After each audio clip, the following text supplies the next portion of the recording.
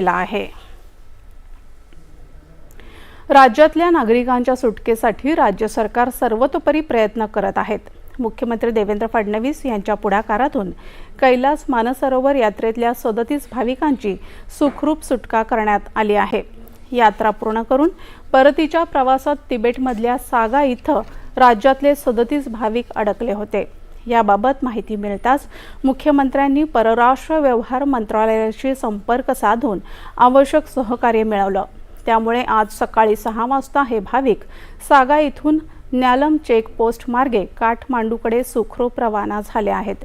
ठाणे, पुणे, अलिबाग, रायगड आणि डोंबिवली परिसरातले हे नागरिक आहेत।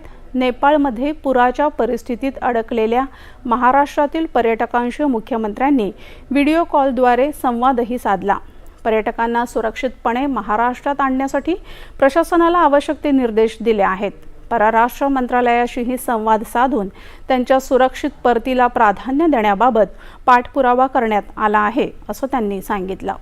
नेपाळचे खासदार संदीप राणा यांच्याशीही मुख्यमंत्री फडणवीस यांनी चर्चा केली। दरम्यान नागपूर जिल्ह्यातील स्वामी महाराज यांच्या समूहासोबत नेपाळमध्ये गेलेल्या 100हून अधिक प्रवासी सुरक्षितपणे काठमांडूहून बिहारमधल्या दानापूरसाठी काल रवाना झाले। मुख्यमंत्री देवेंद्र फडणवीस यांनी दूरध्वनीवरून संवाद साधल्यानंतर काठमांडूवरून जनकपूरपर्यंत नेपाळचे खासदार संदीप राणा यांनी त्यांना स्थानिक 4 मिनी बस करून दिल्या।